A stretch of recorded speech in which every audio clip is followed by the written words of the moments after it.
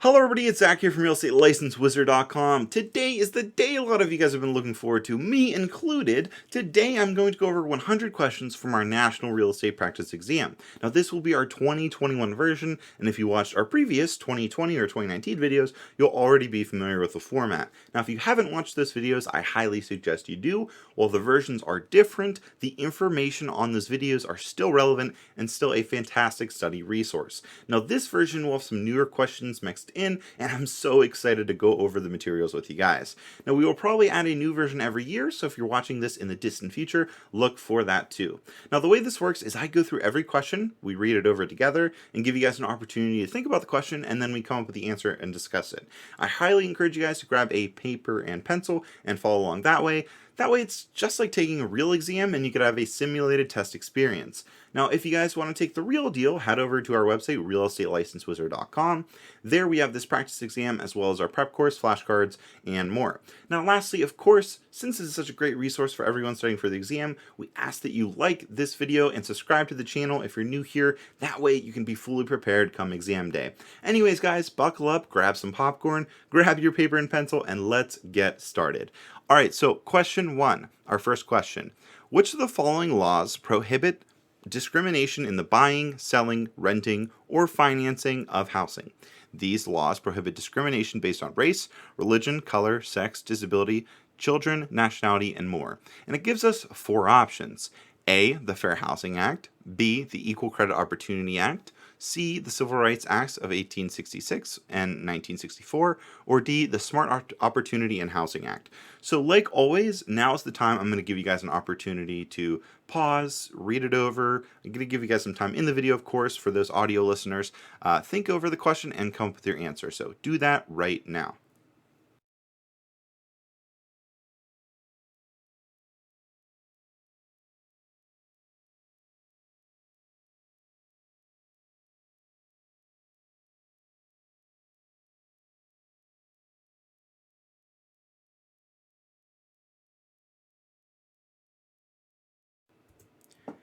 Alright, so did you guys come up with your answer? Hopefully. This one's a pretty straightforward one. The correct answer for this one is A. It is the Fair Housing Act. So the Fair Housing Act is the law that prohibits discrimination in the buying, selling, renting, or financing of housing. These laws prohibit discrimination based on race, religion, color, sex, disability, children, nationality, and more. It's super important to understand fair housing laws for the exam, so hopefully you guys got this one. Alrighty. Let's see. Next question. Question number 2. Okay. Used in connection with CERCLA and the creation of the Superfund, retroactive liability means what? And it gives us 4 options here. So A, all previous owners are not held accountable for the hazardous waste site. B, all previous owners can be held accountable for the hazardous waste site. C, the last 2 previous owners also can be held accountable for the hazardous waste site. Or D, the last 3 previous owners also can be held accountable for the hazardous waste site. So I'm going to give you guys an opportunity to think this one over and come up with your answer starting now.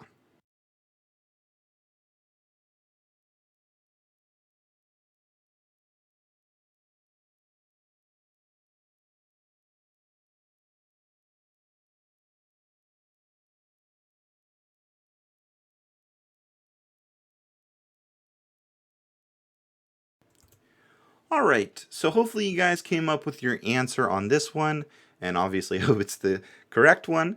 So what is the correct answer for this one? Well, it's going to be B. That's right, it's all previous owners. Again, that's all previous owners. So the term retroactive liability is used in connection with CERCLA and the Superfund, obviously, and it means that all previous owners can be held accountable for the hazardous waste site. Super important to understand when we're talking about environmental real estate and the laws associated with that you are familiar with the term retroactive liability. All right, next question. Question 3. So, when you buy real property, you gain several different kinds of rights, one of which are called surface rights. What are surface rights? And it gives us 4 options. Is it A, the rights to the natural resources lying below the Earth's surface? B, the rights to use the surface of the Earth? C, the rights to use any rock, soil, or hard object? Or D, the rights to the trees, ferns, and other plants? So like always, here's an opportunity for you guys to think of the answer, come up with it starting now.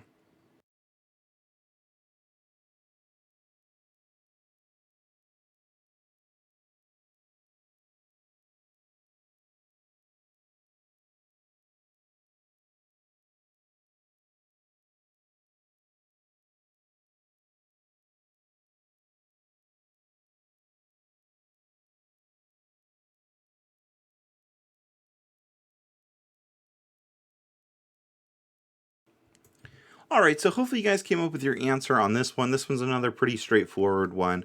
When we're talking about surface rights, we're talking about the surface of the Earth. So that would be the rights to use the surface of the Earth. So our correct answer is B. But yeah, so subsurface rights we're going to discuss. Well, maybe we will, depending on how this exam pans out. But obviously, subsurface rights, those are those natural resources lying below the Earth's surface. Surface rights are the ones above.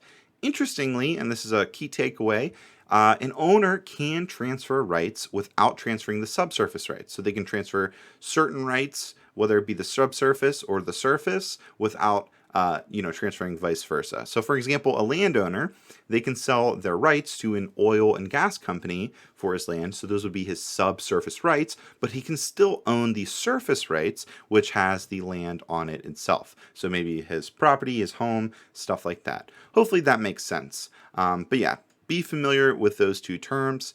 And yeah. All right. So next one, question number 4.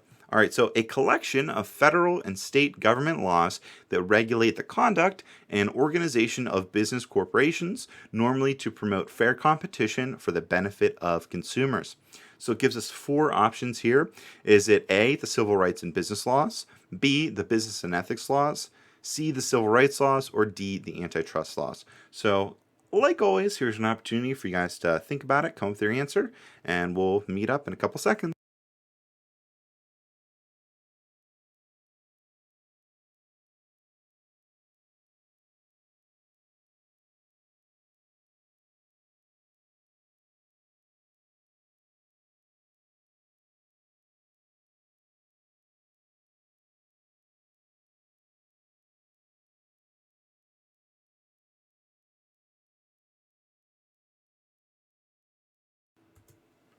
Alrighty, so hopefully you guys came up with your answer on this one. What is the correct answer?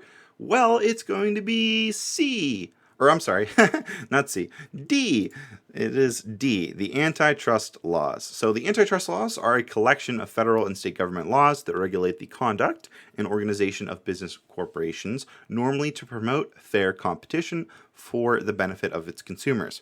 Now, in retrospect, antitrust laws protect the consumer and are healthy for a stable economy. Now, it's important to know and understand the ones that deal with real estate agents because they obviously directly affect how you are going to function as an agent when you pass your exam, things like that.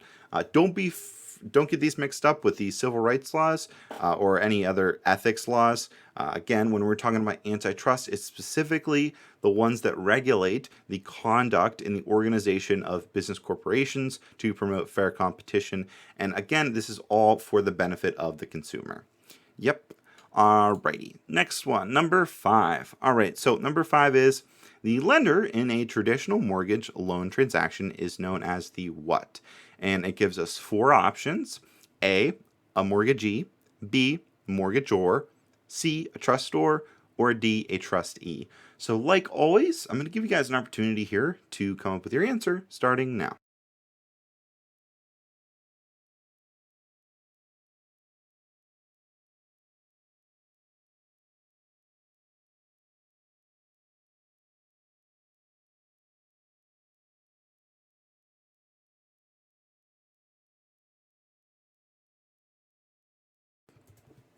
Alrighty, hopefully you guys came up with your answer on this one.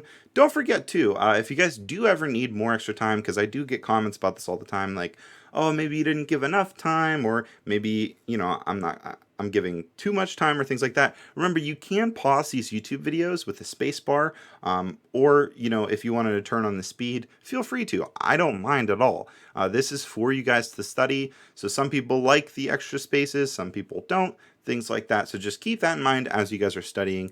This is here for you guys, so feel free to use it however you want. All right, so what is our answer for question 5? It's going to be A. That's right. It's a mortgagee. So a mortgagee is the entity that that lends, I almost said leads, that lends the mortgagor money. This entity is typically referred to as the lender. So yeah, when you see this term, they like to throw these EEs, OR rules. I'm sure you guys have heard about that before. They like to throw these on the exam just to really confuse you guys. But truth be told, it is important. It might be like confusing. You might think, oh, why are they like complicating things when it's so super simple? But truth be told, you guys will see these terms on contracts, and that's why it's important to understand, because when you get your license, you're going to be handed a bunch of these contracts, and you're going to have to look through them sometimes, and you're going to have to be familiar with these terms. So that's really why they grill you on these terms so much, is when it comes to contracts, because again, your job as an agent is to help with these contracts, kind of facilitate these transactions, and you're going to be using your best tool at hand, which is a contract. So be familiar with these terms. All right, next one. Question 6. If a contract has prepayment penalties, they can be found in which real estate contract clause? Is it A, in the habendum clause, B, in the defeasance clause, C, in the prepayment penalty clause, or D, in the penalty and insurance clause? So as always, here's an opportunity for you guys to think this one over. I'll give you guys some time to come up with your answer.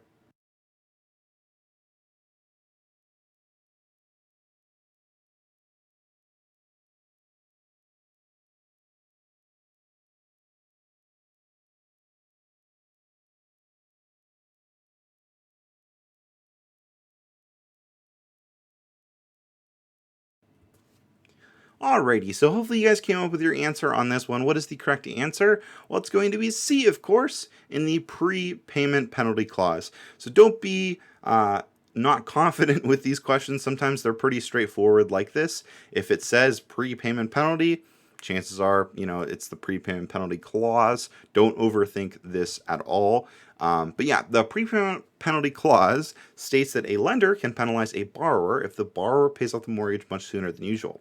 Lenders are required to disclose prepayment penalties at closing in the form of a prepayment penalty clause. Now, it's worth noting with these prepayment penalty clauses, that's such a tongue twister. Woo! It's worth noting with these that they're becoming more and more less common, because to be quite honest, it is a little bit ridiculous. I mean, if you're paying off your mortgage early, or you're paying off your loan early, why should you get penalized for it? In the opposite, the lenders would say, well, we do run a business here, and we have to make money.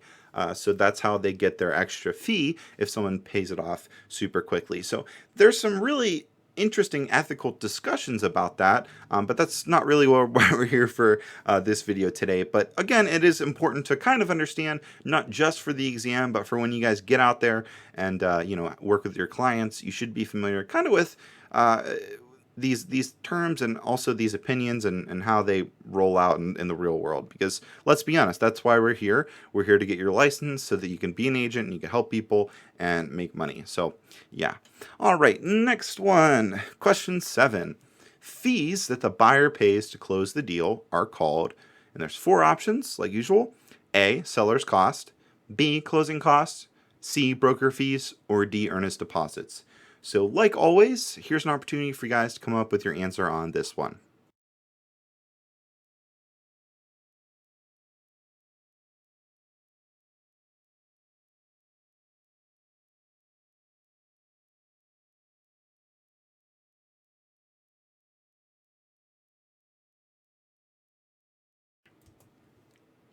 All right, so what's the correct answer for this one? It's going to be B. That's right, it's your closing costs. Don't be confused with this one, guys.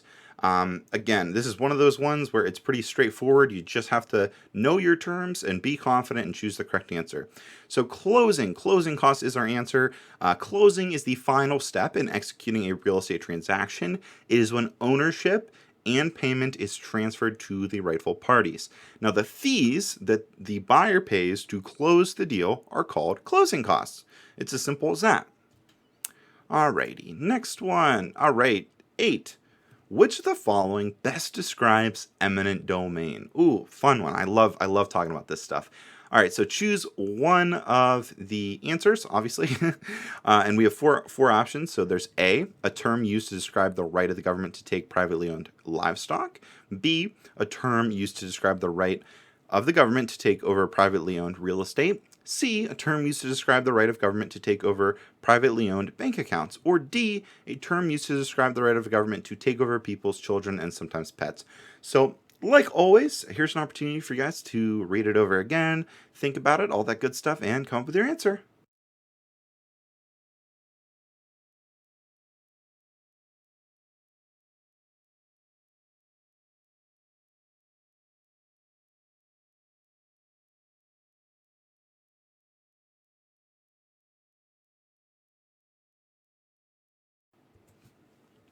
Alrighty, so what is our answer for this one, guys? What is it? It is B. That's right. It is the term used to describe the right of the government to take over privately owned real estate. That's super important to know. So, eminent domain is a term used to describe the right of the government to take over privately owned real estate, usually despite the owner's wishes, which is a little asterisk on that. So, this often happens for land that is required for infrastructure. Think things like highways, pipelines, railroads, things like that. Now, the Fifth and the 14th Amendments of the U.S. Constitution permit the government to exercise its power of eminent domain. That's a little bonus snippet. They usually don't ask specifically about, which amendments, but, that is kind of important to know. So again, yeah, eminent domain is just the term to describe the right of the government to take over privately owned real estate. And again, it's usually despite the owner's wishes. Alrighty, next one.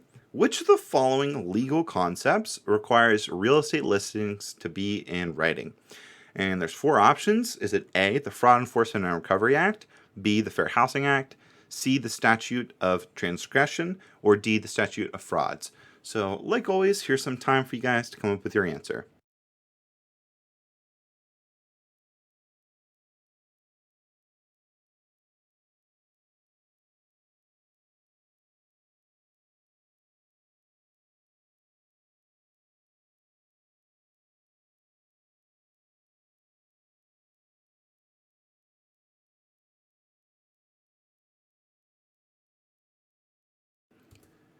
Alrighty, so hopefully you guys came up with your answer on this one.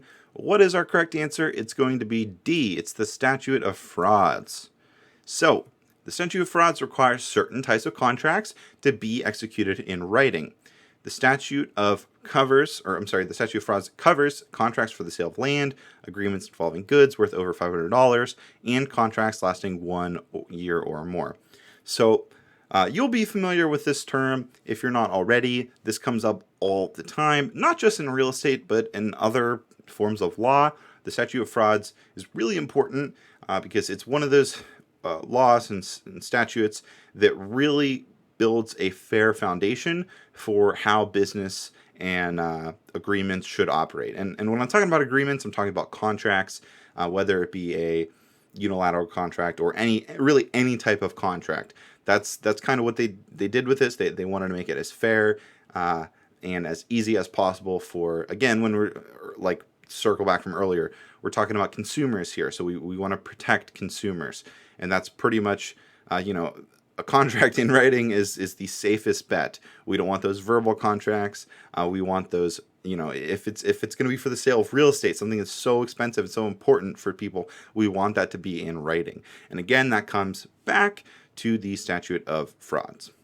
Alrighty, next one, question number 10. All right, we're already 10 down. All right, so the compliance with zoning ordinances is monitored through the insurance of what? And it gives us four options. Is it A, buffer zones, B, CCRs, C, covenants, or D, zoning permits? So like usual, here's some time for you guys to read it over, come up with your answer, and figure it out.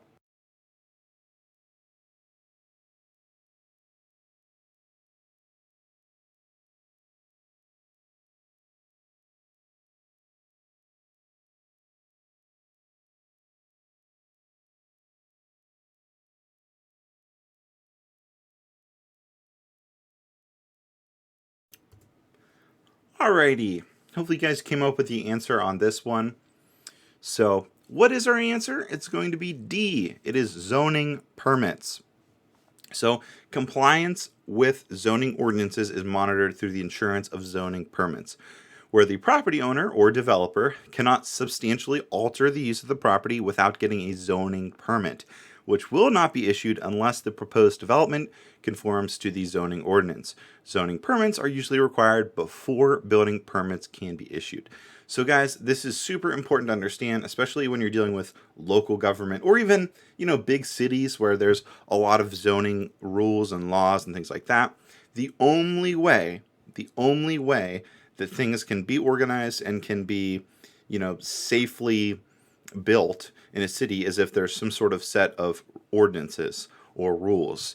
And in order to, accept those rules and to make sure that people are potentially following them, they have to ensure these zoning permits. So that is basically when, let's say maybe you want to build a deck on the back of your house or some sort of, second apartment building or something crazy. You need to go to your local government. You have to get a zoning permit to make sure that, you are following those zoning ordinances. So yeah, it's basically that. It's pretty straightforward, so just be familiar with that for the exam. All right, question 11. A double net lease is a rental agreement where, and it gives us four options. Is it A, two tenants will split the rent, B, yearly taxes are doubled but rent is cheaper, C, two additional costs will be added to your base rent, or D, three or more additional costs will be added to your base rent? So like always, here's an opportunity for you guys to come up with your answer.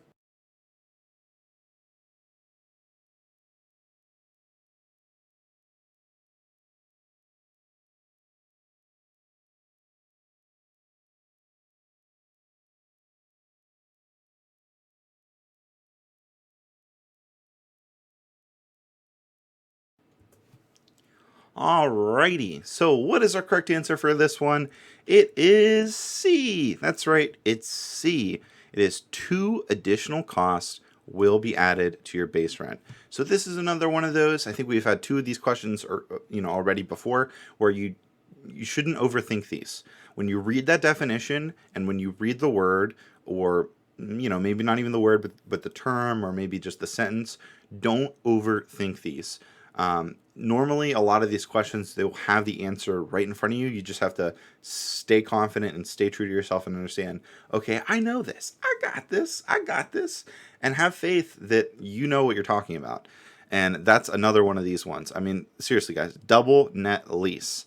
Two additional costs, double meaning two. It's as simple and straightforward as that. So a double net lease is when two additional costs will be added to your base rent. Usually these things are taxes and insurance costs, but that part you really don't need to be familiar with as much. Just be familiar with that. Again, the double net is meaning the two additional costs will be added to the base rent. Alrighty, next one, question 12. Which of the following best describes the term emblements? Ooh, this is a fun one. Okay, so there's four options. A, use of a property in any legal manner. B, a use of the property in any means deemed legal. C, a thing used to make property look more attractive. Or D, annual crops produced by cultivation legally belonging to the tenant. So like always, here's a quick opportunity for you guys to read it over and come up with your answer starting now.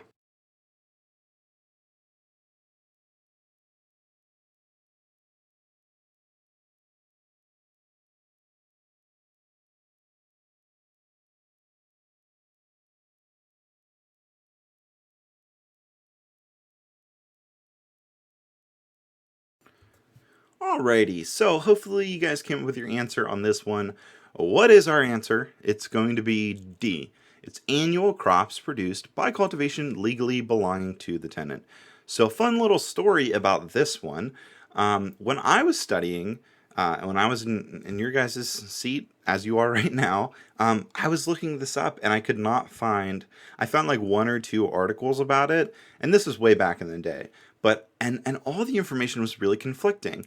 And I always part of the reason why we do this and we establish what we're doing here now is for that reason. It's because it was so hard to find information that was centralized because there's so much conflicting.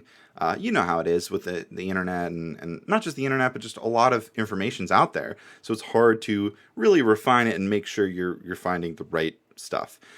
So implements are annual crops cultivated by a tenant that is treated as the tenant's personal property. So that's that last part that I couldn't figure out. It is the tenant's personal property. So when you think of personal property, we'll probably discuss this later on, but when you think of personal property, remember it's those physical things that you could pick up and grab and take with you. It's not real property. It's not things like the house itself. It's personal property, maybe the couch and things like that. For some reason, in the beginning, I couldn't grasp, crops being personal property because those are in the ground. But again, because it's the tenant, so again, the tenant grew these crops. That's technically their property. That's their personal property because they deserve the right, and this is by law. They deserve the right to cultivate what is legally belonging to them. So that's how it works. But yeah, so a little side story about that one. Sorry if I get off track, but I just always find that a little interesting. But anyways, all right, question 13. So a buyer of a home was not informed that his house was on a septic tank system. The buyer has the right to, and there's 4 options. A, rescind the contract. B, sue the broker for his license. C, sue the title company for failure to discover the problem. Or D, nothing if the contract is signed. So, like always, here's some time for you guys to read it over, come up with your answer.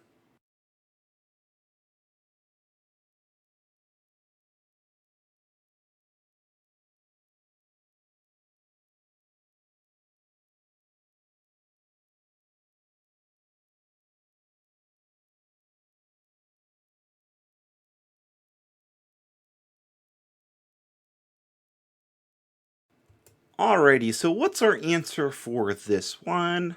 It's going to be A. That's right, rescind the contract. So the important takeaway with this one is an agent must reveal all property facts and defects known at the point of sale. Failure to do this or just to disclose this information may allow the buyer to rescind the contract.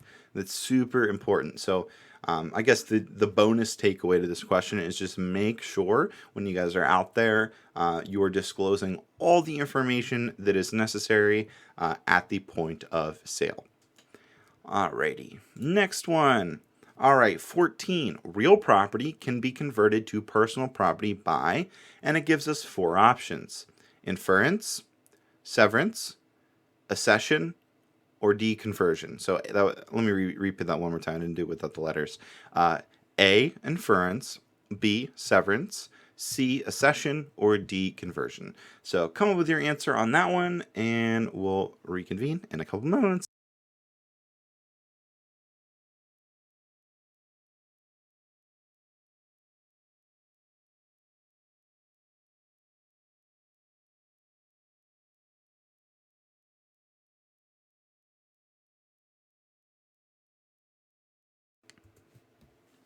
Alrighty, so what is the answer for this one?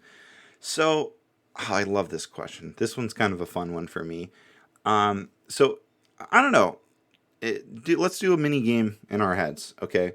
So maybe you guys have one option, but just in your mind, think of a second option, what you think it could be. And then, yeah, just keep that in the back of your head for when I explain this. So, what is our correct answer? It's going to be B, severance. Now, maybe it's just me, or maybe it's you guys too, but I don't know. Did you guys also think that maybe it was D, conversion? I don't know. I just kind of thought that as well until I really learned about severance and how, it's specifically the opposite of attachment. then I kind of understood. Oh, that makes sense. But for some weird reason, it's not just me too, because I've actually talked to some of our students about this. Our brains want to think it's conversion sometimes. I don't know.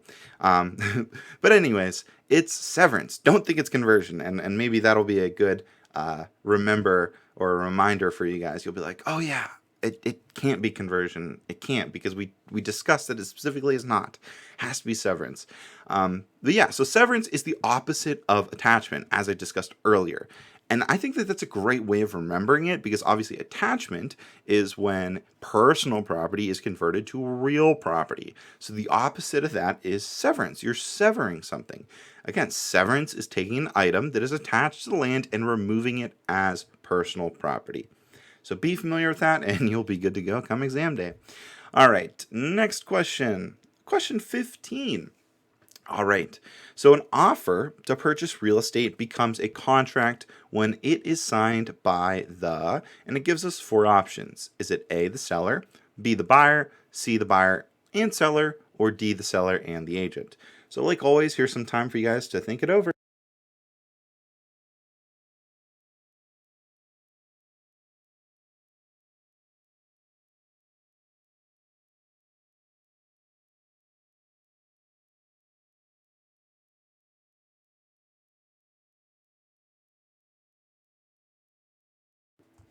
Alrighty, so hopefully you guys came with your answer on this one.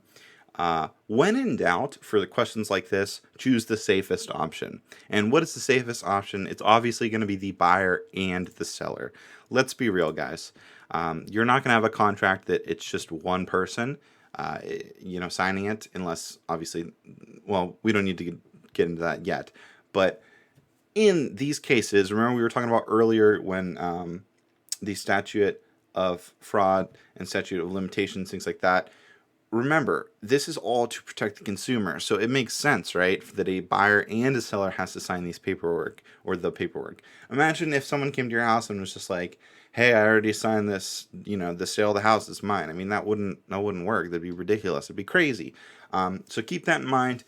Just when in doubt, I think this is just a good rule to follow for when we're discussing these questions, is when in doubt, choose the safest option. Choose what would make the most sense for a consumer, whether it be the buyer and the seller or both.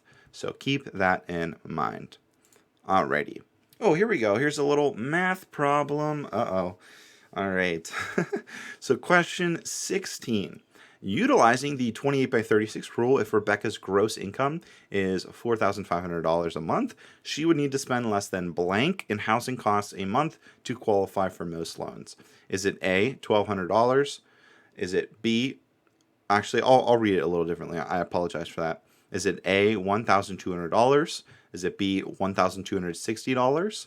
Is it C, $1,728? Or is it D, $13,500? So like usual, I'm going to give you guys some time. Actually, I'll give you guys some extra time on this one because it is a math problem to come up with your answer. So go ahead and do that right now.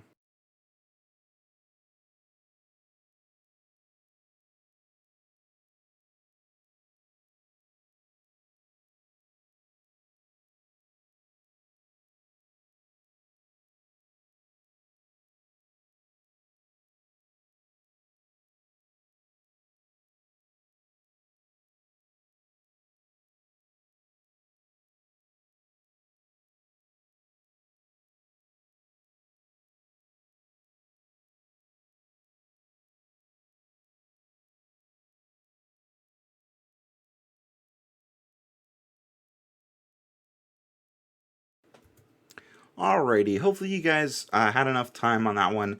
If not, like I said before, feel free to pause. Don't be afraid to use these tools that YouTube or whatever browser you're watching this on has what provides for you. If you need to fast forward a little bit, that's fine too. No biggie there. So, the 28 by 36 rule, how does that work? So, the rule states a household should spend a maximum of 28% of its grossly monthly income on total housing expenses and no more than 36% on total debt service. So lenders typically want no more than 28% of your gross monthly income to go towards your housing expenses, including your mortgage payment, taxes, insurance. So once you add in monthly payments and other debt, the total shouldn't exceed that 36%. So that's kind of the rule and behind that, for those of you guys who weren't familiar with that. So now when we're talking about this problem, what is our answer? So our answer is going to be B, that $1,260. So how did we get that? Well, it's actually quite simple. All you do is multiply 0.28 to her monthly income. So in our case, you would take that number here, that $4,500, you would multiply by 0.28, and you would get that $1,260. So pretty self-explanatory. And actually, if you're sitting there wondering too, maybe this is your first practice exam video that you've watched or something, and you're thinking, oh my God, is there math on the exam? Things like that. We do have a video covering that single question, is there math on the real estate exam? So check that out as well if you are wondering. Obviously, since a question showed up today, there's going to be some questions in most cases. But there are some states that don't have math questions, so keep that in mind as well. But anyways, enough about that. We did that. Let's move on to our next question. All right, question 17. When you borrow money to buy real estate, you give the lender a blank against the property. All right, and there's 4 options. It's A, tax lien, B, a mortgage lien, C, a judgment lien, or D, a deed. So like usual, here's an opportunity for you guys to pause and come up with your answer starting now.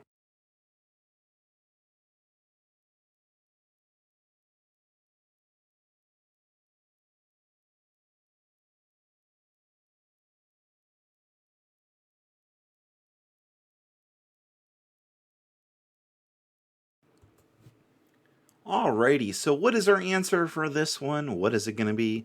Well, it is B. That's right, it's a mortgage lien. So when you borrow money to buy real estate, you give the lender a mortgage or a mortgage lien against the property. A mortgage lien is a voluntary, specific lien. In fact, it's the most common type of voluntary real estate lien, which makes sense, right? I mean, you hear that term all the time. Pretty straightforward one there. I won't explain too much else about that. All right, question 18. What is the biggest difference between private and public land use controls? Ooh, this is a fun one. All right, so there's 4 options.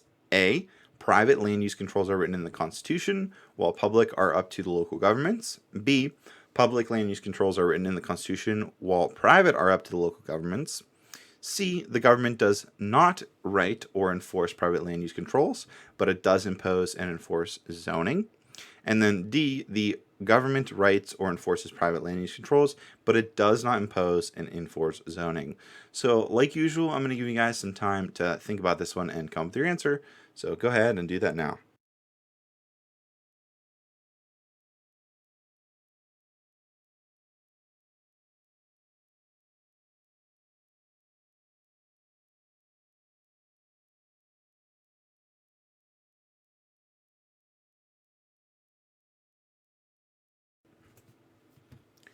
All right, so what is the answer on this one?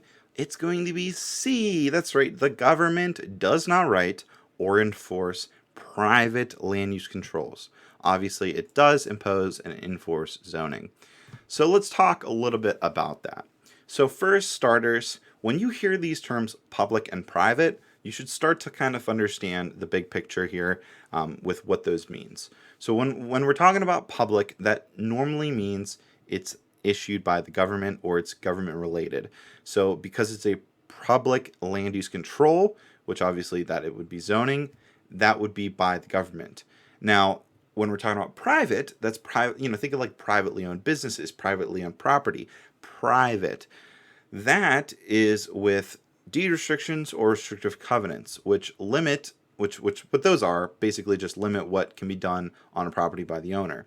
But the biggest difference, of course, when we're bringing things full circle, is that the government does not write or enforce private controls because it does not impose and enforce public controls like zoning. So let me explain, or I'm sorry, but it does. Let me explain that one more time. Sorry. It's a little bit of a tongue twister, all the, P's and public, private, all that good stuff.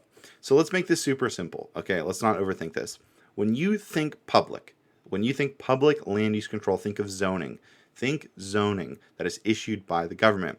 When you think of private land use controls, you need to think of privately owned property, privately owned businesses, things like that. Those are either deed restrictions or restrictive covenants. And that makes sense, right?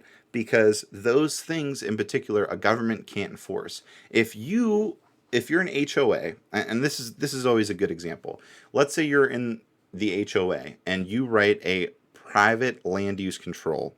Let's just say it's a deed restriction, and you get together with your HOA members, and you guys all come up with these certain rules, and you have to write them into the deeds, okay? And maybe it's like, trees can't grow a certain height, or maybe you can't have more than 3 bushes, something like that, okay? The government's not going to come in and be like, hey, you can't do that. Or, if someone has more than a couple of bushes, they're not going to be like, hey, no, you can't do that. That's not the government's job. They've got way, way more important things to deal with, obviously. When it comes to zoning, they do interfere there, because zoning is for the public safety, or, that's what the public voted on these rules, or they wrote on someone to make these rules, and that's where they get involved. Whereas the private, they do not get involved. They don't write the laws, one, as we discussed before. They're not in the HOA. They've got other things to do. And two, they don't enforce those controls, because, again, that's not their job. It's not the government's job to interfere with these little issues that maybe a deed might have, or something that an area, a restrictive covenant, or something like that. Like, it's just not like that. And hopefully that makes sense. I apologize if I confused you guys. If I did, feel free to leave a comment and I can explain a little bit better. But for the sake of time, we do have to move on that one. But yeah, just to quickly recap in 5 seconds. The primary public land use control is zoning, and that's issued by the government. The primary private land use control is deed restrictions or restrictive covenants, which limit what can be done on a property by the owner. And again, the biggest difference is that the government does not write or enforce private controls, but it does impose and enforce public controls. Hopefully that makes sense. Alrighty, question 19. Earnest money should not be deposited into a trust account. Or, I'm sorry, should not. It says should. Number 19, earnest money should be deposited into a trust account, and it gives us 4 options. In a timely manner, A, in a timely manner according to state laws, B, after the removal of all contingencies, C, at the broker's or agent's discretion, or D, according to MLS rules. So like usual, here's an opportunity for you guys to come up with your answer.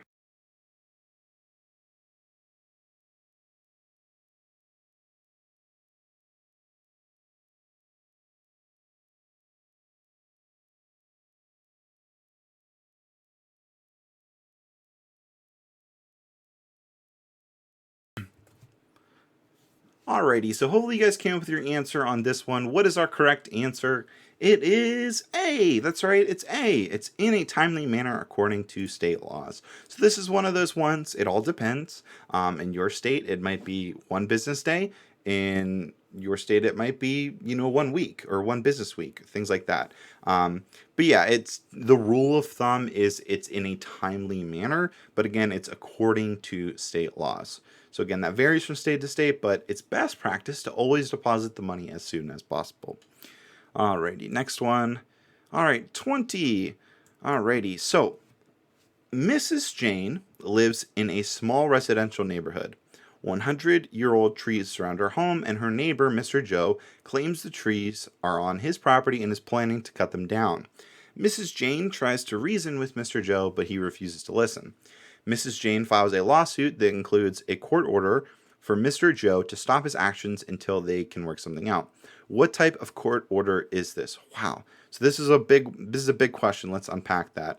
Let me read the answers, and then we'll unpack that after. So there's 4 answers, or 4 potential answers. Is it A, a temporary protective order, B, an authorized dispute order, C, an injunction, or D, an easement? So let me scoot that up just a little bit more so you could read it all and come with your answer. So here's some time for you guys. Come with your answer, and then we will unpack this very shortly.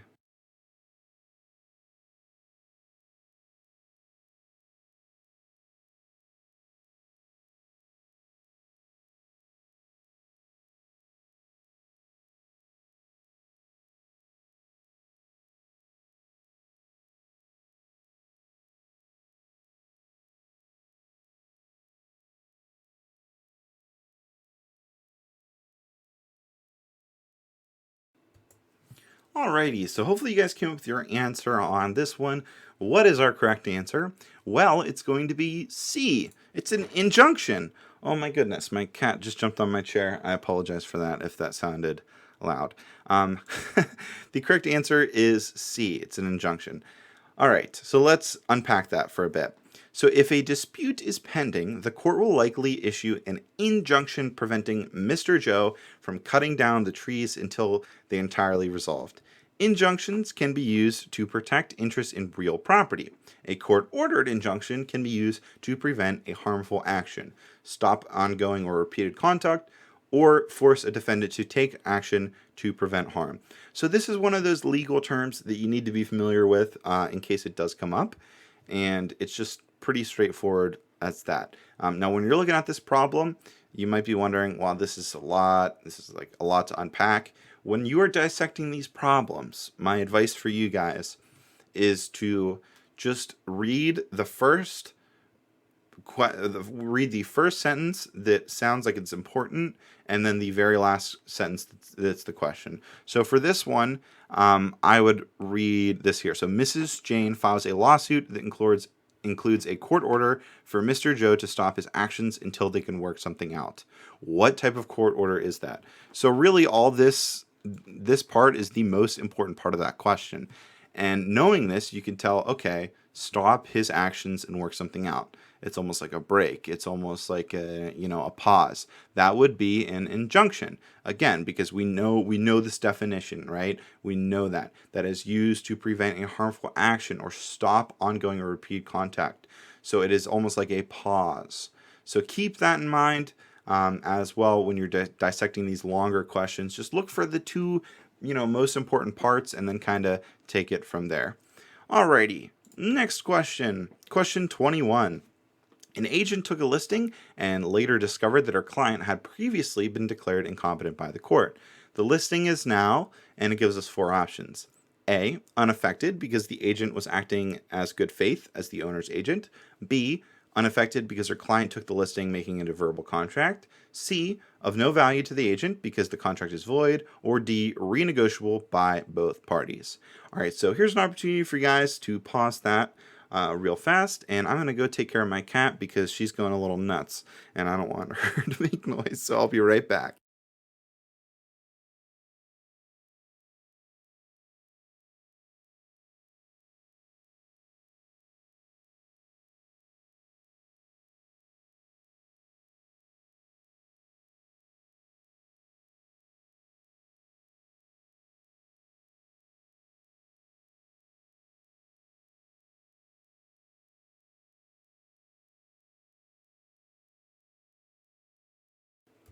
Alrighty, I am back. My cat is still having fun around my room, so disregard any cat toys in the background. I do apologize for that. I'll try and fix that. But it's just one of those days, like you guys wouldn't imagine. First of all, there was a storm that came out of nowhere, so I had to postpone my recording because the thunder and stuff like that, and lightning, all that crazy stuff. And then now my cat is just having a field day, and she's really living her best life to the fullest. So again, I apologize if you hear any squeaker toys or anything in the background. But anyways, enough of that. Enough distractions. Let's get down to business. So we've got this question here. It says an agent took a listing and later discovered that her client had previously been declared incompetent by the court. The listing is now what? So the answer for this one is C. It is of no value to the agent because the contract is void. And that makes sense, right? When we discuss our contracts, there's a couple different things that we have to remember. In order for a contract to be valid, the party must be 18 years old and of sound mind. That part is super important for our question, of sound mind. And then a contract obviously must be legal. So, for example, there cannot be a contract to kill, steal, or anything illegal. And obviously, the contract must hold a clear and definite consideration, which means there must be mutual consent of the contract since the client has been declared incompetent by the court. The listing is now void. So again, when you're reading these ones, just remember what you learned about contracts in your pre-licensing or maybe in school about how, what makes sense. I mean, it's one of those ones, if you really want to take a step back and look at the big picture here, what makes sense? you know that her client has been declared incompetent by court. How would that be fair if the contract would still remain? So now the contract is void and it is no value to the agent. Simple as that. All right, next one, question 22. So, a real estate agent advertised a home for $250,000. When a Chinese couple asked the agent for the price of the house, the agent told them the seller wanted $260,000 instead. Under the Federal Fair Housing Act of 1968, such a statement is, and there's four options. A, legal because the Chinese family still has the opportunity to buy a house. B, legal because the representation was made by the agent, not directly owner. C, illegal because the terms of the potential sale were changed for the Chinese couple. Or D, illegal because the difference in the offering price and quoted price was greater than 10%. So here's some time for you guys to figure that one out, come with your answer and all that good stuff starting now.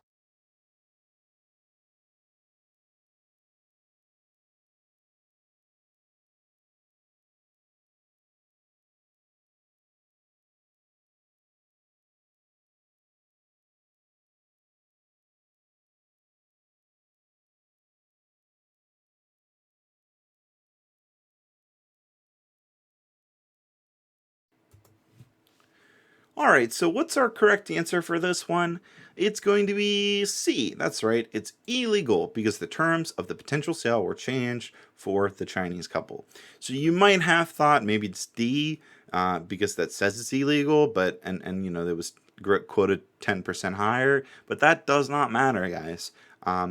It doesn't matter at all. In fact, all that matters is that the potential sale was changed for the Chinese couple. And again, that is the foundation of the Fair Housing Act, and we touched on that, I believe, a little bit briefly earlier. But again, the Fair Housing Act is the law that prohibits discrimination in the buying, selling, renting, or financing of housing. These laws prohibit discrimination based on race, religion, color, sex, disability, children, nationality, and more. So changing terms of the sale because someone is Chinese is clearly illegal and a violation of the Fair Housing Act. So don't overthink this one. Know your fair housing, and you should understand questions like this. All right, next one, 23. Oh, we're doing another fair housing question. All right, so under the federal fair housing law, which of the following is considered discriminatory advertising? So come up with your answer on this one, starting now.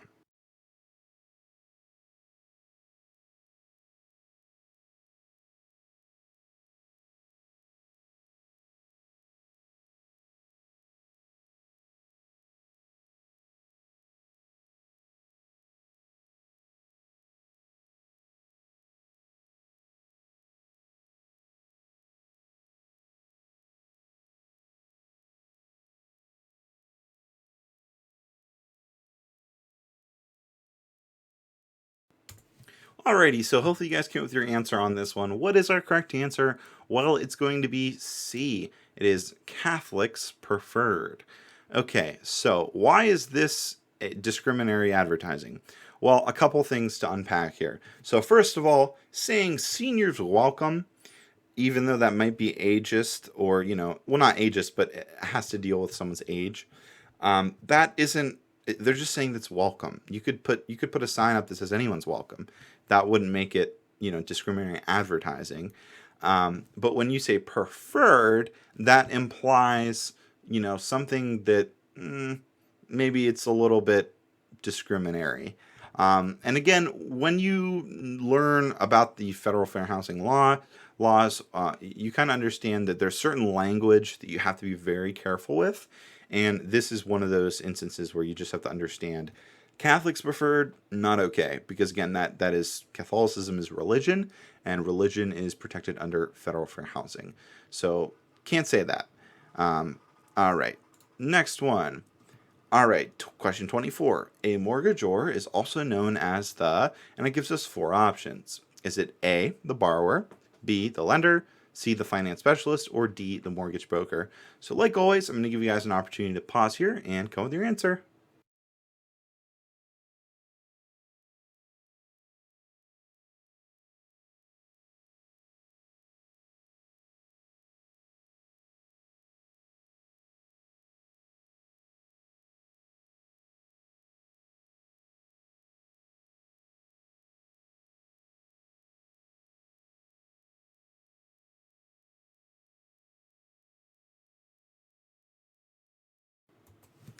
Alrighty, so what is our correct answer for this one, guys? It's going to be A, the borrower. That's right, the borrower. So the borrower is a mortgager while the lender is the mortgagee. Remember we discussed that earlier? The mortgagee, or I don't know, did we discuss that? I think so. It's all blurring together. But yeah, so a mortgagor is the borrower while the lender is the mortgagee. A mortgagee is the entity that lends money to the borrower, also known as the mortgagor, for the purpose of purchasing real estate. So again, this is one of those questions where, don't overthink it. Just remember your vocab, just remember your vocabulary, and you know that borrower means mortgager. And remember, when you see these terms on the exam, the reason they do this, again, is just for the contracts. Because in your, when you become an agent, in your experience, you're going to see these terms often on contracts. So that's why they put these on there. That's why you need to be familiar with them and all that good stuff. All right, next one. All right, question 25, or a quarter of the way there. Keep up the great work, guys. All right, so 25. Which of the following fits the description? A mortgage loan available for military service members, veterans, and eligible surviving spouses, which often comes with better terms than a traditional mortgage. So is it A, VA loan, B, FHA loan, C, a military service loan, or D, an adjustable rate mortgage? So as always, come up with the answer. Here's some time for you guys to think it over.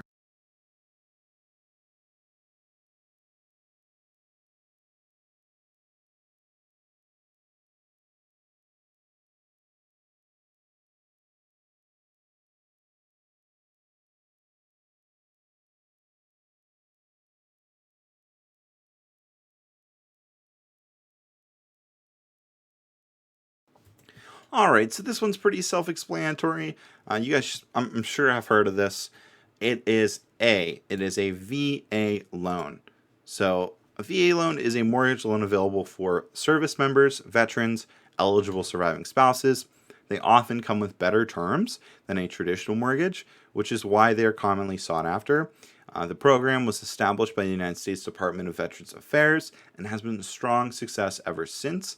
VA loans are only for active military service members, veterans, and certain military spouses.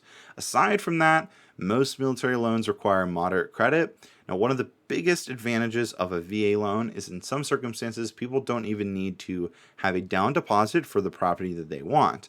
So they also come packaged with lower interest rates as well. So if you qualify for VA loans, they're the way to go.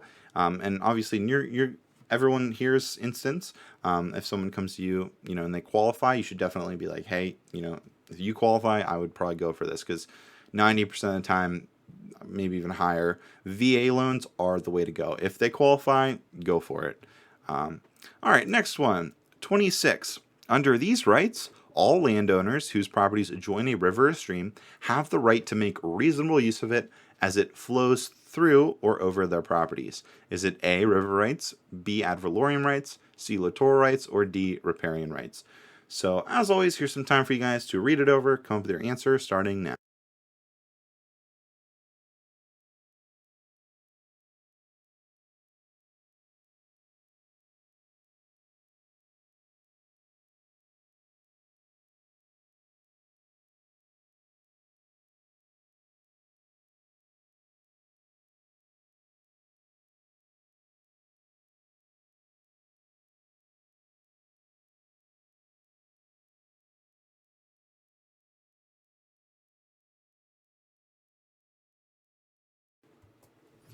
Alrighty, so this is a age-old fun question. You guys have probably seen this one before when we were talking about water rights. So what is our answer for this one? It's going to be D. It is riparian rights. So under riparian rights, all landowners whose properties join a river or stream have the right to make reasonable use of it as it flows through or over their properties. The only limitation owners have is they cannot stop or prevent the flow of water. Riparian rights vary from state to state, but most grant unrestricted use. Unrestricted use means owners have the right to access it for swimming, boating, fishing, building docks, etc. So that one's pretty straightforward. A little trick, if you guys haven't heard this before, if you're a fan of the channel, I'm sure you have, but a good way to remember riparian rights versus littoral rights is riparian stands for river. So when you think of riparian, think of river. Riparian, river. When you think of littoral, think of lake. And if we do get the littoral question, you'll see kind of why that makes sense for littoral. But again, when you hear riparian, think of rivers. And again, in this question, it said adjoin rivers. It basically gave us the answers, guys. It says river, rights, rivers. That's all you need to know. Rights, rivers, riparian. Boom. Boom, roasted. There you go. So it's as simple as that. All right, I apologize for the poor humor. All right, next one. All right, 27. All right, an appraiser has been hired to prepare an appraisal report of a property for loan purposes. The property is a 25-year-old strip mall. To which approach to value should the appraiser give the greatest weight when making this appraisal? It gives us 4 options. Is it the A, income approach, B, the gross rent approach, C, the sales comparison approach, or D, the property expense approach? So as always, I'm going to give you guys an opportunity here. Go ahead and think it over. Come with your answer.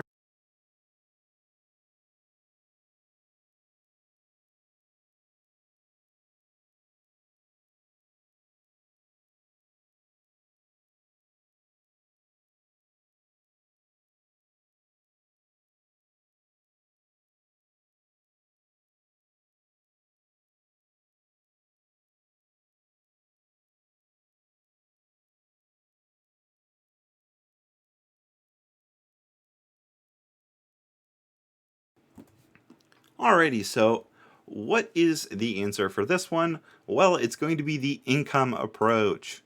The income approach. So the overall appraisal process is based on a number of factors, and appraisers usually use a combination of approaches, but they give weight to the most and the most important. So the income approach determines what a property generates in terms of income for its owner. So it's pretty straightforward there. And that also includes obviously potential for income, which is worth noting. But that is used to calculate or identify the market value of the property. The income approach is primarily used for rental properties, and in this case would be given the most weight in the appraisal process. And again, that makes sense, right? Because let's take a look at our question. It says, an appraiser has been hired to prepare an appraisal report for a 25-year-old strip mall. So when you're looking at a 25-year-old strip mall, you're going to be looking at its income. How much is it making? Things like that. That is going to have the greatest weight when making an appraisal. So pretty straightforward there. All right, next one, 28. So 28. Richard is renting property from Becky. Richard is on a month-to-month lease. This past month, he did not pay his rent. Richard's interest would be classified as, and it gives us 4 options: in a state of will, in a state of sufferance, in a state of periodic tenancy, or D, in a state for years. So, like usual, have some time here to figure out the answer, starting now.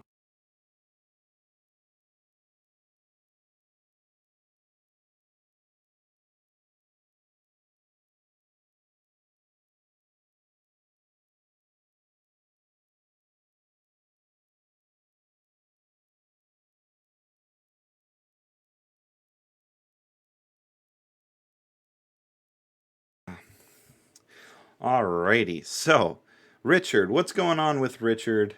Let's figure that out.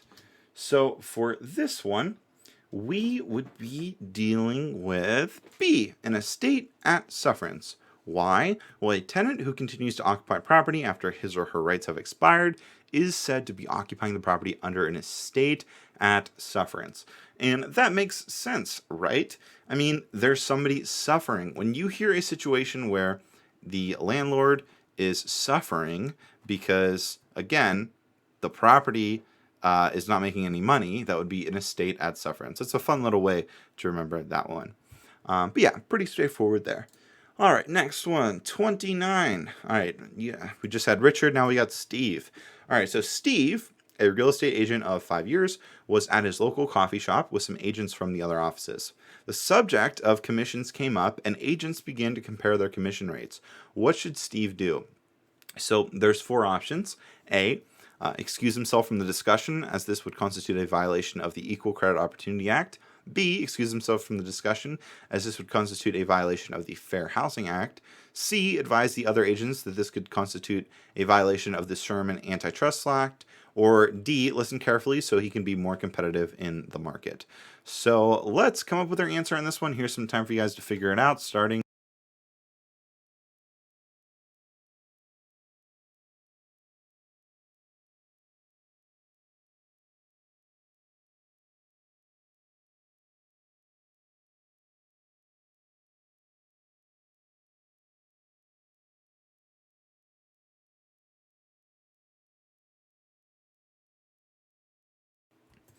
Alrighty, so what is our answer for this one? Well, it's going to be C. It is advised the other agents this would constitute a violation of the Sherman Antitrust Act. So, a couple key takeaways. One, when we're talking about the Antitrust Act, technically it's called the Sherman Antitrust Act. Don't be confused by that. That's just its full name. Secondly, Steve should do this because, again, oh, and there my cat just left. Excuse that noise right there. But again, the Sherman Antitrust Act, he should be doing this. Okay, sorry, I lost my train of thought. When we're looking at this question, okay, what you want to do, this is super simple, is you want to look at the laws. You want to look at what they give. So they say Equal Credit Opportunity Act, the Fair Housing Act, and then the Antitrust Act.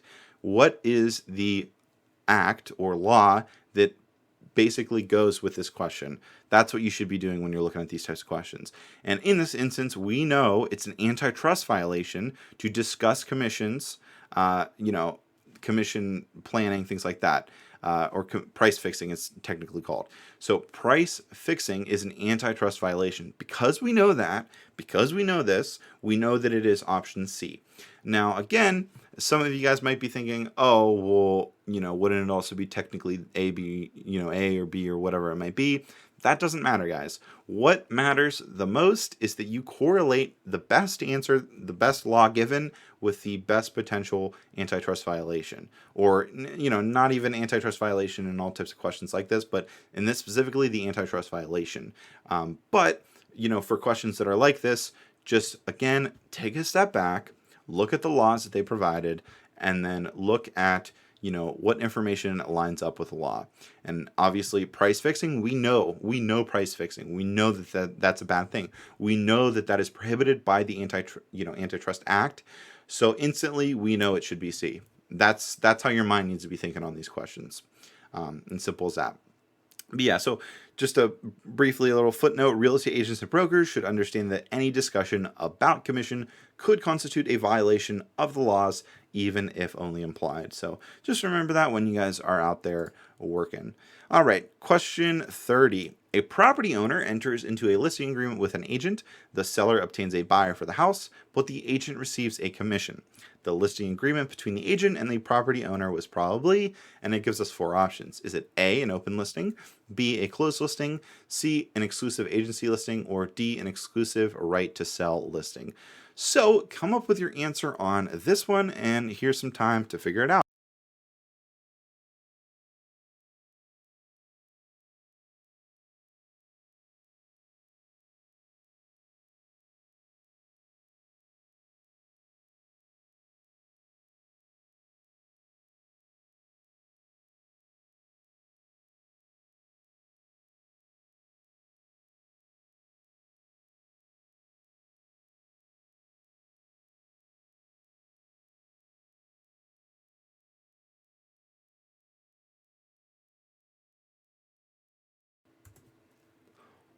Alrighty, so we should know the answer to this one, guys, when we talk about our listing agreements, and that is going to be D. It is an exclusive right to sell listing. So this is when the agent gets paid no matter what, regardless of whether it's the agent or the seller. Knowing this, it's safe to assume this was an exclusive right to sell listing. So again, remember, guys, someone's getting paid here. Someone's getting paid.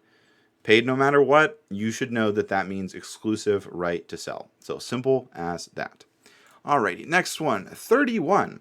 This approach determines what the property generates in profit for its owner or potential owner. Is it A, the cost approach, B, the income approach, C, the gross rent multiplier, or D, the sales comparison approach? So come up with your answer on this one, starting now.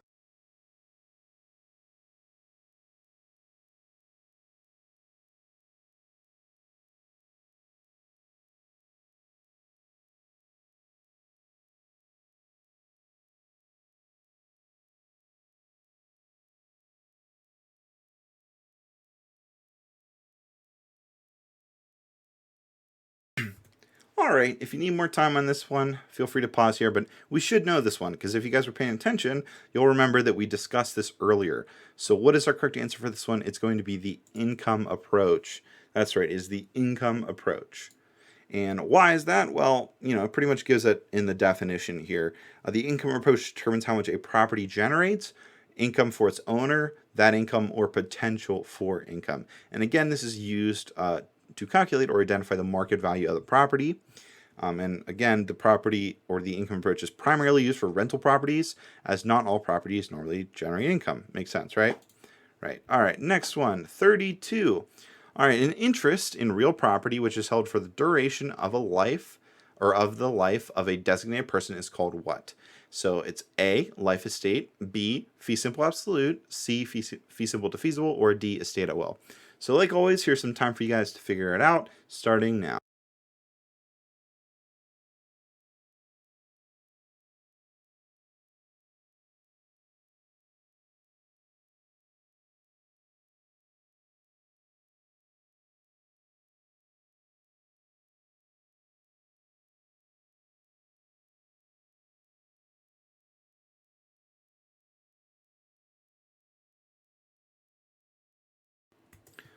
All right, so this one's pretty easy. Again, remember earlier I was talking about don't overthink these problems. When we're talking about life, or we're talking about designated person for life, we're talking about the life estate. So a life estate is an interest in real property which is held for the duration of the life of a designated person. It may be limited by the life of a person holding it or by the life of another person, but that designated person is called a life tenant. So again, don't overthink these ones.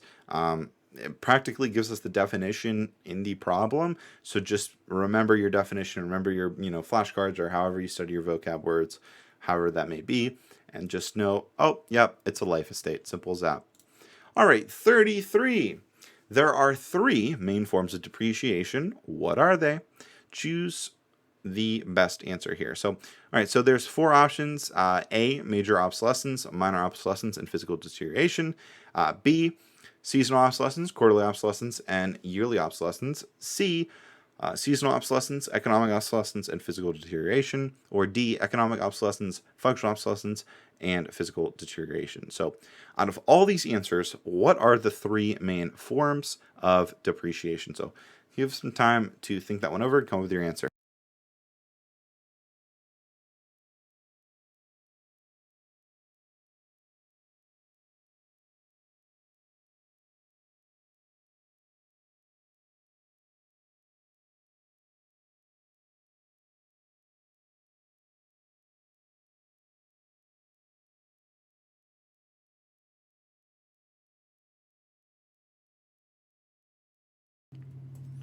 Alrighty, so what is our answer for this one? Well, it's going to be our last option. It's going to be D. Economic obsolescence, functional obsolescence, and physical deterioration. Those are the three main forms of depreciation, and I'll leave that one as that because I'm sure the definitions of these, or they're going to come up a little later. So, all right, so 34. Which situation is legal under the Federal Fair Housing Act of 1968?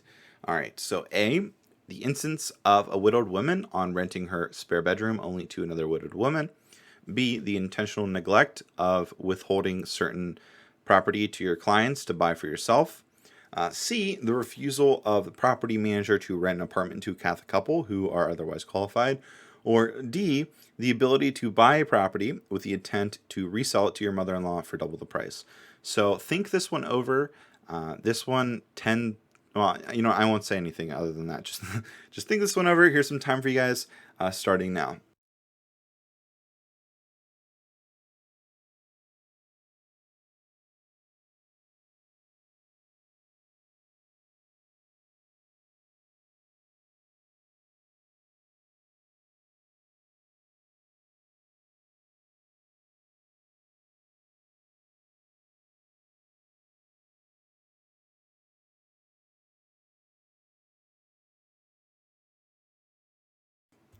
Alrighty, so what is the correct answer for this one? The correct answer is A, The instance of a widowed woman on renting her spare bedroom only to another widowed woman. Okay, let's break this problem down because I get hundreds of questions, comments, all that stuff about this problem. So first and foremost, I'm going to read the explanation and then I'll give you guys some additional thoughts and stuff like that. So the Federal Fair Housing Act is a law that prohibits discrimination, buying, selling, renting. We all know that. These laws discriminate based on race, religion, color, sex, disability, children, nationality, and more. Okay, you cannot have a listing that states looking for white people only or looking for married couples with children only. The interesting thing, though, is you can put language referring to sex. For example, seeking female roommate. However, it's only in cases of finding someone to share living spaces with. That's super important to take away. And the only way that you really know this is one of two ways. One, you read the entire Federal Fair Housing Act and you figured it out. Or B, someone told you this and from henceforth you've kind of understood it, that's just the way it works. And in most cases, it's going to be B. I mean, let's be honest. Have you read the entire act? Probably not. Most people, they just know, okay, this is one of those exceptions that they have to be aware of for the exam. The other thing I'm going to just talk about with this question is, again, it's saying which situation is legal under the Federal Fair Housing Act.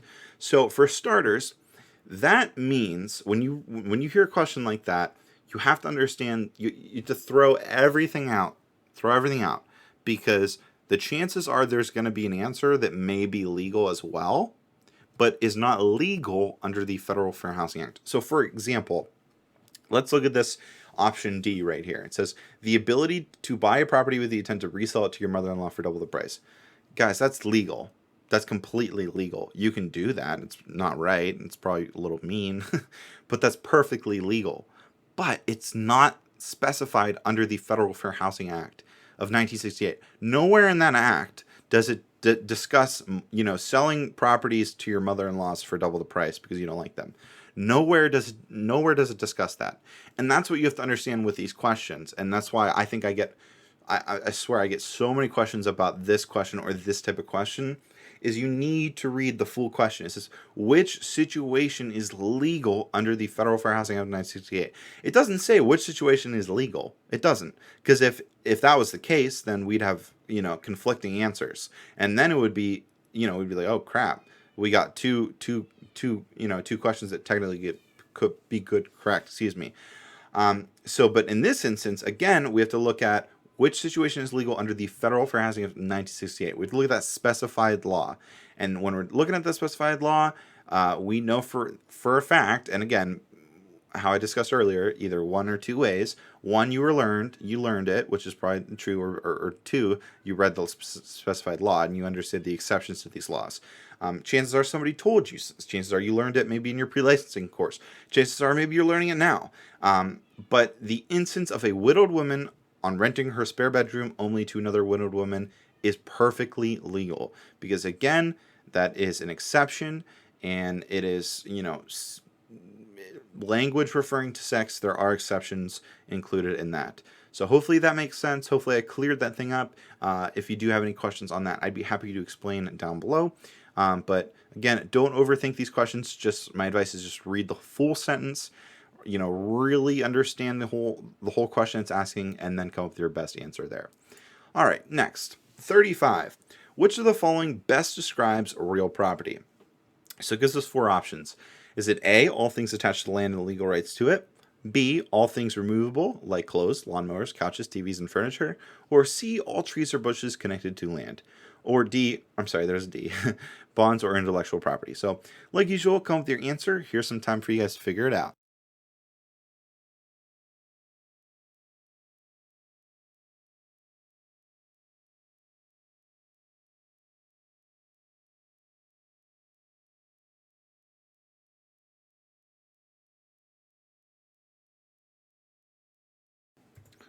All right, so I'm going to quickly go through this one. This one should be pretty self-explanatory. What is real property, guys? You should be familiar with this term. It's all things attached to land and the legal rights to it.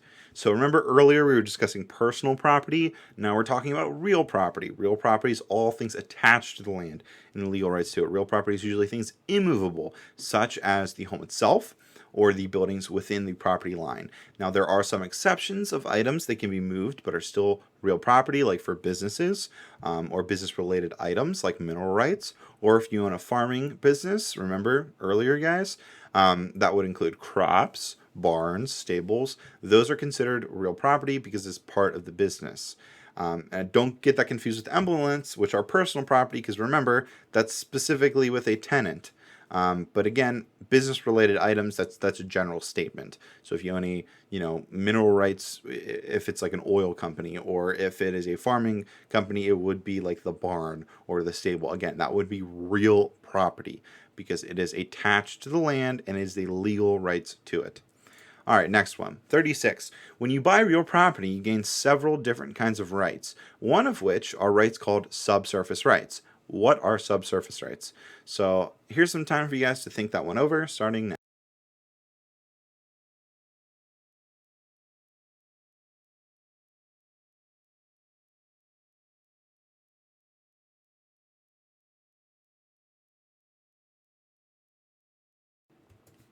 All right, so I won't give you too much time on that one because we did go over surface rights earlier, so you should be familiar with subsurface rights. So what is our correct answer? What are subsurface rights? That is going to be A. It is the rights to the natural resources lying below the Earth's surface. So again, surface rights, what we discussed earlier, are the rights to use the rights of the surface of the Earth. Subsurface rights are the rights to the natural resources lying below their surface. Interestingly, an owner, as we discussed earlier, may transfer rights to subsurface without transferring the surface rights, and vice versa. So, simple as that. All right, next one. 37. The Latin phrase ad valorem comes up often when talking about property taxes. What does ad valorem mean? All right, and there's four options. Is it A, value, B, added value, C, according to value, or D, property value derived from asset value? So, like usual, here's some time for you guys to come up with your answer.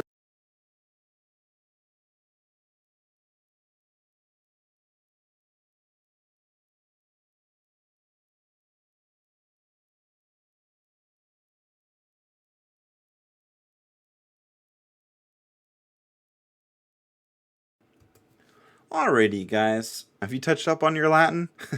Hopefully. So, what is the answer for this one? Well, it's going to be according to value. C as our that is our option. That is our answer. The term ad valorem is Latin for according to value, which means that it is flexible and depends on the assessed value of an asset, product, or service. So an ad valorem tax, what does it mean for us? Well, that ad valorem tax is charged by state and municipal governments and is based on the assessed value of a product or property. The most common ad valorem tax is property tax, which is charged on real estate and personal property. So pretty simple, guys. Just be familiar with this one Latin phrase. Actually, there's a couple Latin phrases that you need to be familiar with for the exam, but this one especially, just because it does have to do with property taxes, and they love to ask you about property taxes. Not just the property tax problems, but also just the definitions and the specific vocabulary terms associated with taxes and things like that, which again, here we are, ad valorem. So just be familiar with that term if you're not already. Yeah. All right, so 38. All right, the deed that offers the grantee the most protection. With this type of deed, the grantor makes a series of legally binding promises called covenants and warranties to the grantee, agreeing to protect the grantee against any prior claims and demands of all persons whomsoever in regards to the conveyed land. So it gives us four options. Is it A, the general warranty deed, B, the special warranty deed, C, a quitclaim deed, or D, a trustee deed? So here's some time for you guys to think this one over, read it over, all the good stuff starting now.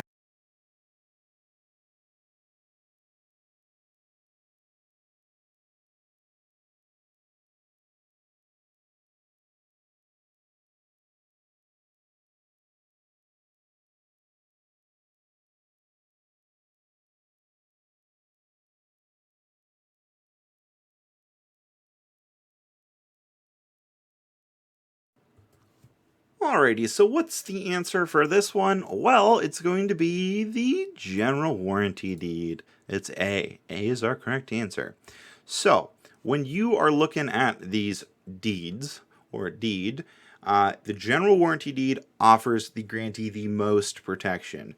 The general warranty deed protects homeowners from stakes and claims from previous people from now to all the beginning of time. It also protects homeowners from any potential encumbrances. A general warranty deed grants an undeniable fact that this property is coming with no liens, no heirs that could potentially lay claim to the piece of property. So what's so important about this one? Well, guys, when you are dealing with deeds and the different types, chances are you're going to be dealing with the general warranty deed. That is the most common. You're going to see that the most often. And again, that is the greatest. It is the best. It demands the most protection. You want the general warranty. It's like the cream of the crop, as they say. But yeah, pretty self-explanatory there. When you're just looking at this question, just make sure to dissect it. Obviously it says the deed that offers the grantee the most protection. Don't overthink this. If you know your deeds, you're going to know this problem. It's as simple as that. If you didn't know it, then you need to study up on your deeds. Stuff like that. Simple as that.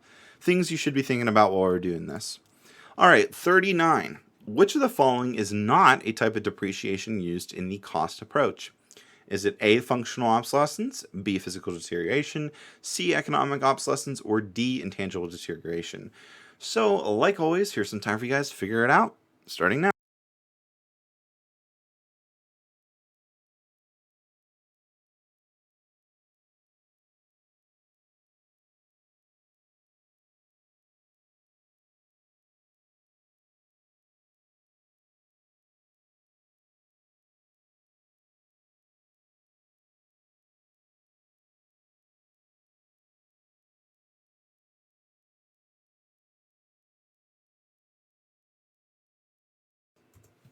All right, what is our answer for this one? What is it going to be? It's going to be D, intangible deterioration. Why is that? Well, there's no such thing as intangible deterioration. Remember, guys, earlier we discussed the three types. We had functional obsolescence, physical deterioration, and economic obsolescence. These are answered because there's no such thing. And when they're doing the cost approach, they are factoring in A, B, and C. So keep that in mind. But yeah, tangible deterioration, no such thing. We know that that is the answer because it doesn't exist. All right, 40. Closing is always the blank step in executing a real estate transaction. Is it A, second, B, third, C, fourth, or D, final? So come up with your answer. Here's some time for you guys to think about it.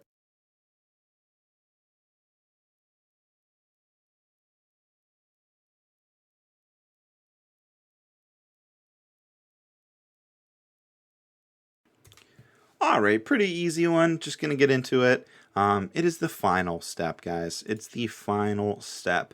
Closing, obviously, is known by many names. Passing paper, settlement, transfer, all that good stuff. Traditionally, obviously, it's called closing. But no matter where it is, no matter what state you live in, it is always the final step in executing a real estate transaction. And that's super important to know. Because when we're dissecting the real estate transaction and we're looking at it kind of, like a map or even, a math problem, I guess that would be a better example. We have A, B, and C. We have our, the beginning of the problem, the end of the problem, and then the final, your final answer. Closing is that final answer. That's the final part of the problem. It's the final step in executing a real estate transaction. So simple as that. Hopefully you guys are understanding that. All right.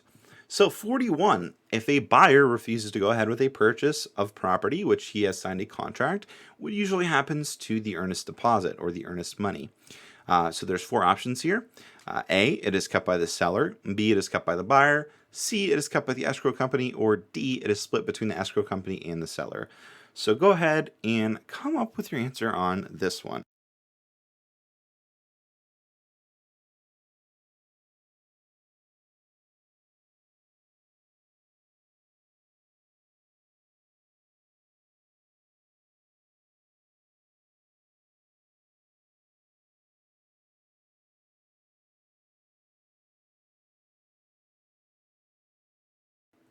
Alrighty, so what is our answer on this one? Well, it is going to be A. It is kept by the seller. So why? Well, the seller is usually entitled to keep the earnest money because this is considered forfeiture of the contract. The only way the buyer can back out and get their earnest money back is if something happens with the inspection, appraisal, or they have a contract clause offering that protection. Guess what, guys? It doesn't mention any of that in this problem. It just says a buyer refuses to go ahead with a purchase property which he has signed a contract for. What usually happens to the earnest money? So usually in this instance, again, without the contract clause, without the inspections, appraisals, stuff like that, it is going to be kept by the seller. It's as simple as that. Alrighty. All right. So question 42. Which of the following situations would a percentage lease be most commonly used in? Is it A, apartments, B, townhouses, C, shopping centers, or D, government owned properties? So go ahead and think about this one and come up with your answer starting now.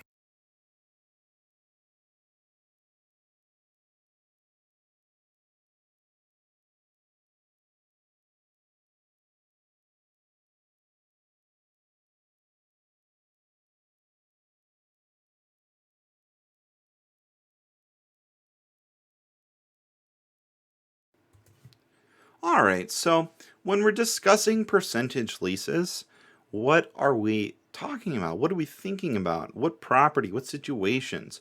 Well, that's going to be C, shopping centers. So a percentage lease pertains to commercial real estate. That's what we need to think about. We need to think about commercial real estate when we're looking at percentage leases. A percentage lease is a rental that is based on a percentage of the monthly or annual gross sales made on the premises. So percentage leases are commonly used in large retail stores, especially shopping centers. That's where we get our answers on this one. So don't overthink this one. When I know we're talking about leases. Sometimes people can get a little bit confused, but again, percentage lease, keep it simple. We're dealing with shopping centers. We're dealing with commercial property. It's all one and the same. All right, next one, 43. All right, a property owner enters into a listing agreement with an agent. Another agent obtains a buyer for the house, and the first agent does not receive a commission. The listing agreement between the first agent and the property owner was probably, and it gives us four options: A, an open listing, B, a closed listing, C, an exclusive agency listing, or D, an exclusive right to sell listing. So I'm going to go ahead and give you guys some time to figure that one out, starting.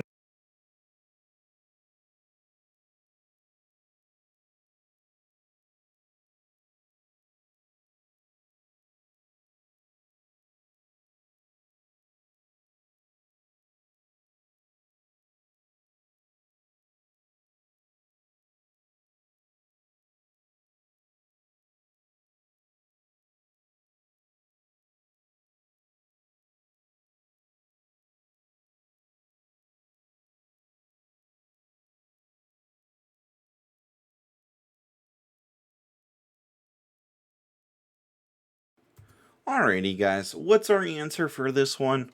Well, it's going to be A. It's an open listing.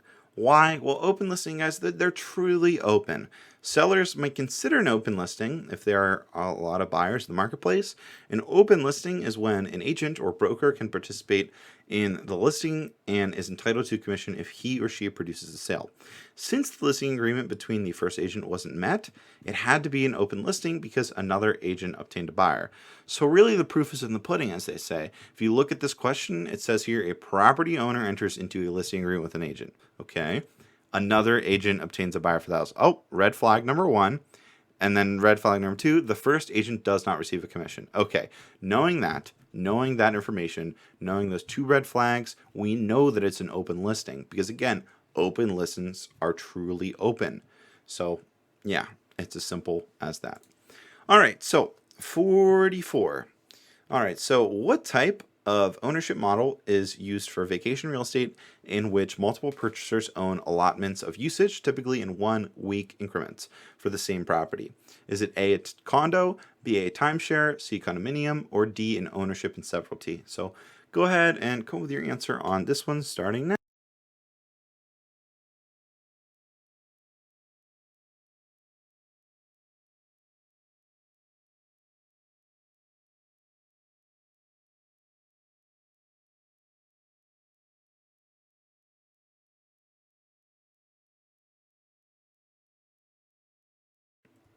All right, so this one's pretty straightforward, pretty easy one.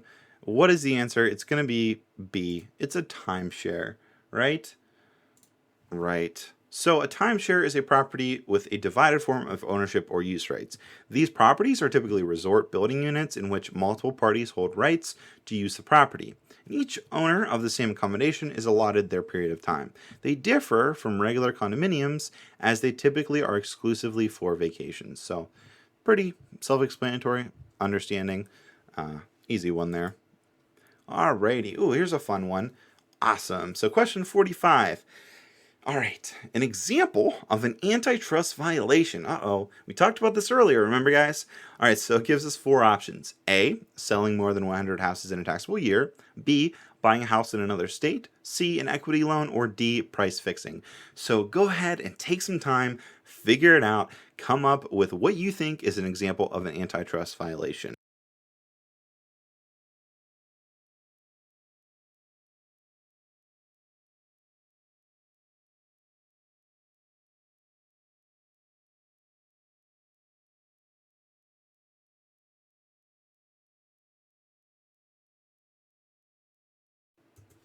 Alrighty, so we already kind of actually talked about this earlier. If you guys have been paying attention, we talked about price fixing.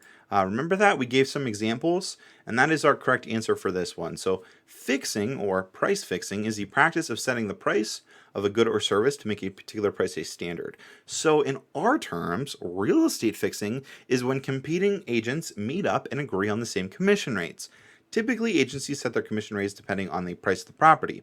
Any agreement, even if it is just implied with another brokerage, to set a standard commission rate is a violation of the antitrust laws. So again, we discussed this earlier. Remember, we gave that coffee shop example. The guy came in. What was his name? Steve or Richard? I can't remember. Let's just say Steve. Remember, Steve went in there and he heard his buddies were talking about commissions from their other agencies. Remember, he can't. He cannot discuss that. He needs to leave because any talk, even if implied, to set even discussion of these commission rates from other brokers, that is a violation of an antitrust law, and it can be and probably would be if they looked into it, considered price fixing. So yeah, keep that one in mind. Hopefully you understand that. Alrighty, let's see. Question 46. Mrs. Thompson hired a broker to find her a 100 plus unit apartment complex for sale. Upon finding one she liked, she made an offer for $2.5 million to include all the personal property as well. In order to include all the personal property, Mrs. Thompson needs A/N, and it gives us four options. Is it A, an investment unit loan, B, an amortized loan, C, a package loan, or D, a balloon loan? So going to give you guys some time for this one. Think of the correct answer, hopefully come up with it, and I'll be right back in a couple moments.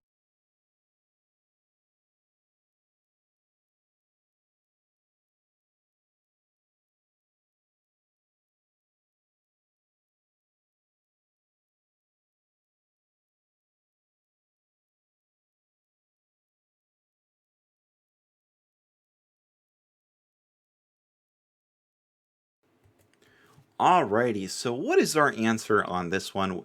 What is Mrs. Thompson getting into? What is she dealing with today? All right, so our correct answer for this one is going to be C. It is a package loan. So, since the offer includes all personal property as well, that's super important to distinguish, Mrs. Thompson is required to do a package loan. A package loan is a real estate loan used to finance the purchase of both real property and personal property, such as the purchase of a fully furnished condominium. So that's what Mrs. Thompson was dealing with in this situation. She wanted both personal and real property, which means it was a package loan. That's the only way they can do that is when they have both the real and personal property. That would be a package loan. Alrighty, so I always, not to get sidetracked, but I always really get interested in the concept of package loan because it makes you wonder how far, how much personal property gets somebody go. Could they throw in their motorhome? Could they throw in, a bunch of golf equipment or something like that? I don't know, just, real estate nerd thoughts. All right, 47. All right, In the appraisal of a building constructed in the 1930s, the cost approach would be the least accurate method because of difficulties in, and it gives us four options. A, estimating depreciation. B, estimating changes in price of building materials. C, estimating changes in the cost of construction. Or D, estimating depreciation, estimating changes in cost of construction, and estimating changes in prices of building materials. So that's pretty much like D is like all of the above. All right, so yeah, here's some time for you guys to come up with your answer on this one.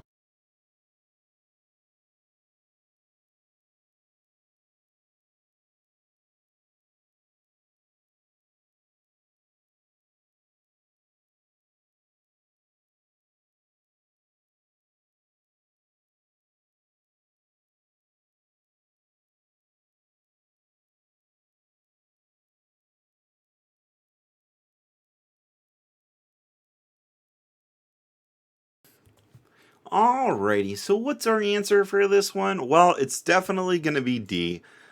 Yeah, so it's going to be all of these examples here, guys. The cost approach is considered to be super reliable, but that's when it's used on newer buildings, and not reliable with older ones. And why is that? Well, let's be honest, guys.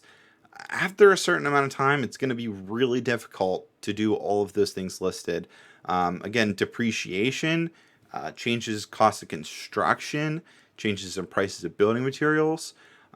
That's why the cost approach becomes nearly ineffective after 25 years or so, because it's so difficult to calculate all those things. But yeah, so hopefully you guys understood that one. Let's move on. All right, 48. A legal way to dissolve the relationship when the parties don't voluntarily agree to its termination is called what? It gives us four options: disbursement, divorce, partition, or parceling out. So A, disbursement, B, divorce, C, partition, or D, parceling out. So come up with your answer on that one. Here's some time for you guys.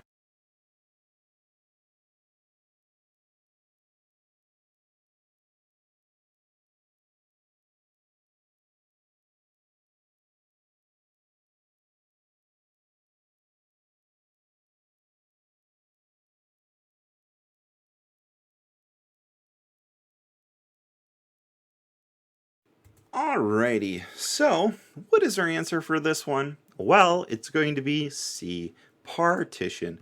This is one of those legal vocab words that you need to be familiar with. Partition is a term used in real estate to describe an act by court order to divide up a concurrent estate into separate portions representing interest of the owners of a property. So again, it's just one of those ones. Another reason why it's so important that you know your vocabulary. It's so important because they love to ask you about questions that, specific terms. And even if they don't ask you about that specific term, then they'll ask you a question with that term, and you gotta hope that you're familiar with the term, or else you won't even understand what they're asking. So yeah, just be familiar with your legal terms, especially the ones that have to deal with contracts and dissolving contracts. Yeah. All right, next one, 49. All right, one individual or married couple in business alone, the most common form of business structure. Okay, is it A, sole proprietorship, B, limited partnership, C, single corporation, or D, an LLC, or a limited liability company? So, gonna give you guys some time to figure that one out, starting.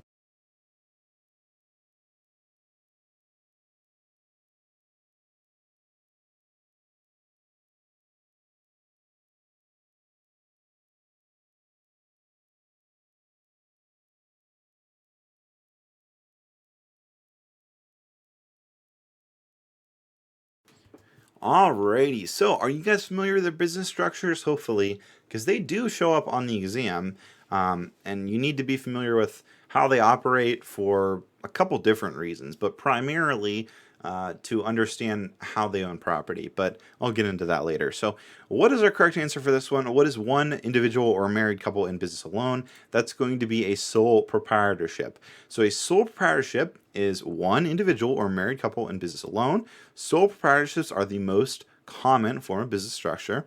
This type of business is simple to form and operate and may enjoy greater flexibility management, fewer legal fees, and fewer taxes. However, the business owner is personally liable for all debts incurred by the business. A sole proprietor may purchase property for both personal and business use through his name or through the name of the business. I'm going to read that one more time because it's so important. A sole proprietor may purchase property for both personal and business use through his or her name or through the name of his business. So, what does that mean? Well, again, when we're discussing these business terms or these business structures, you need to understand how the business structure owns property. That is the biggest thing. That's why you need to understand these. It's as simple as that. You need to understand business structures just for that reason.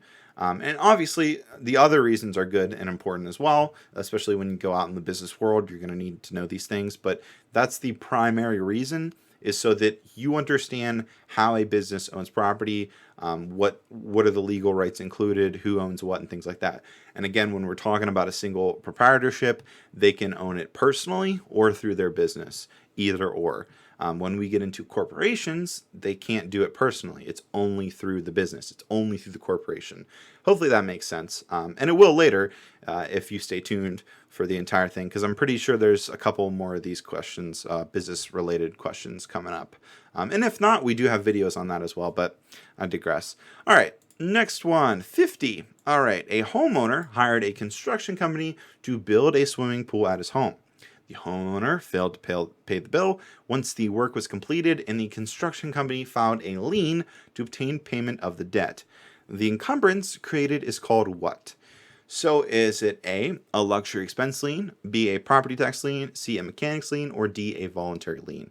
So I'm going to give you guys some time to figure this one out, starting now.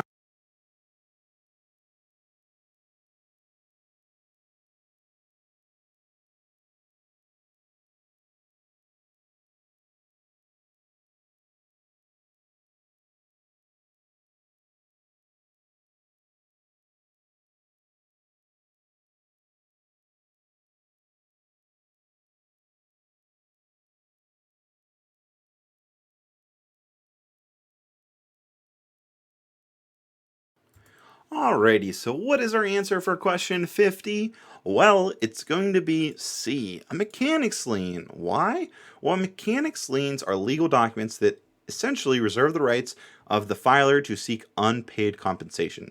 So it doesn't have to be a mechanic specifically. It could be anyone who, did something and they weren't paid compensation. So again, it's to seek unpaid compensation. They're usually filed by contractors, subcontractors, or suppliers that never received payment for work they performed or materials that they provided on the property. And again, that's what's coming up, because if we dissect this problem, it says here a homeowner hired a construction company, but they did not pay the bill. It says right there, they failed to pay the bill. So because they failed to pay the bill, a mechanic or a contractor, subcontractor, something like that, they can file a mechanics lien so that they can get their unpaid compensation. Understand? Hopefully. But yeah, that's a pretty fun one. But yeah, so we just did 50 questions. Wow. Whew. That's going to be it for part 1 of our practice exam. Hopefully you guys enjoyed. Hopefully I made it a little fun. I know this stuff is kind of tricky to make exciting. Obviously we had a couple distractions. My cat in the background. Shout out to my cat. Shout out to my bad humor, all that good stuff. But no, seriously. Hopefully you guys enjoyed. Stay tuned for part 2. And don't forget, if you want to study at your own pace, check out our website, realestatelicensewizard.com. There you can take our practice exam, plus check out lots of other study tools. But yeah, I hope you guys have a fantastic day. As always, this is Zach from realestatelicensewizard.com. As always, guys, make today magical. I will see you guys next time.